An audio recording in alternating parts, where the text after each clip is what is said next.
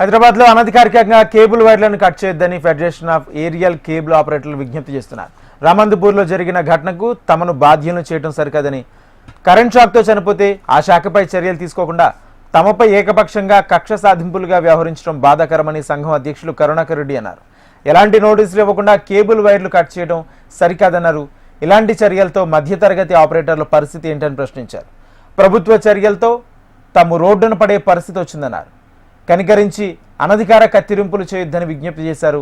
కేంద్ర ప్రభుత్వ guide lines ప్రకారమే కేబుల్ ఆపరేటర్లు నిర్వహిస్తున్నామని తెలిపారు. ప్రభుత్వం తమతో చర్చలను జరపాలని, అలా కాకుండా ఏకపక్షంగా వ్యవహరిస్తామంటే రాష్ట్ర వ్యాప్తంగా పెద్ద ఎత్తున ఉద్యమాలు చేయడానికి సిద్ధంగా ఉన్నామని హెచ్చరించారు.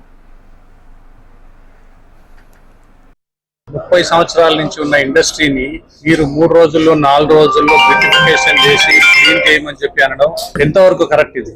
ఈ ఇండస్ట్రీ మీద కేబుల్ టీవీ, ఇంటర్నెట్, కమ్యూనికేషన్ మీద ఆధారపడి డైరెక్ట్ గా 5 లక్షల మంది ఎంప్లాయ్మెంట్ ఉంది.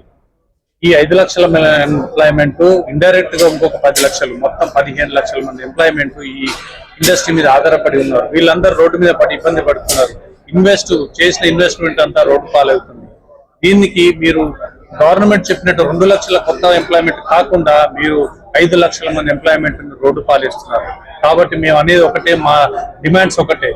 చర్చలకు రండి, కూర్చుందాం, మాట్లాడదాం. ప్రతి సమస్యకు పరిష్కారం ఉంది, ప్రతి క్వశ్చన్ కి ఆన్సర్ ఉంది. దయచేసి మేము వచ్చి కూర్చొని మాట్లాడుకొని సమస్యని పరిష్కరించుకుందాం. మీ కాల్ సెట్ చేయడానికి రెడీగా ఉన్నాం. మేము డబ్బులు పే చేస్తున్నాం. జిఎస్టీ, ఏజీఆర్, సిజిఎస్టీ అన్ని గవర్నమెంట్ పే చేస్తున్నాం. ఇంకా మీ డిమాండ్స్ చెప్పండి, రెడీగా ఉన్నాం. పోల్ మీద కాకుండా మీరు ఏ విధంగా డక్ట్ ఇస్తారా ఇవ్వండి. డక్ట్ లో అండర్ గ్రౌండ్ డక్ట్ ఇస్తే మేము వేసుకొని క్లీన్ గా చేయడానికి రెడీ ఉన్నాం. లేదా రోడ్ సైడ్ సింగిల్ ఫైబర్ లేసిస్తారా, తీసుకొని రెంట్ పే చేయడానికి రెడీగా ఉన్నాం. కానీ ఈ ఎంప్లాయ్మెంట్ మాత్రం చంపొద్దు, మమ్మల్ని రోడ్డు మీద వేయద్దు. దయచేసి మీరు చెప్పేది ఒకటే, మా పేషెంట్ ని మీరు ఏ విధంగా మీరు దయచేసి టెస్ట్ చేయొద్దండి. గవర్నమెంట్ కు మా యొక్క రిక్వెస్ట్. ఎన్నో సార్లు, దగ్గర 10 సార్లు కలిసాం డిప్యూటీ సీఎం గారిని, అదేవిధంగా సీఎండి గారిని కలిసాం, వేరే మినిస్టర్స్ కలిసాం.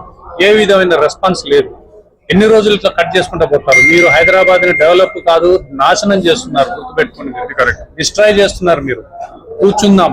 మీడియా లేకుండా, ఇంటర్నెట్ లేకుండా ఏ సిటీ కూడా డెవలప్ కాదు.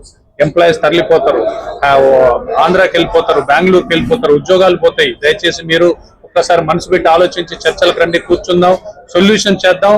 డబ్బులు కావాలా, ఇంకోటి కావాలా, ఏంటి మీ సమస్య, మీ ప్రాబ్లం ఏంటి, గవర్నమెంట్కి ఏం కావాలో మేము ఇవ్వడానికి రెడీగా ఉన్నాం. మా ఫ్యాకో తరఫు నుంచి మేమందరం రెడీగా ఉన్నాం.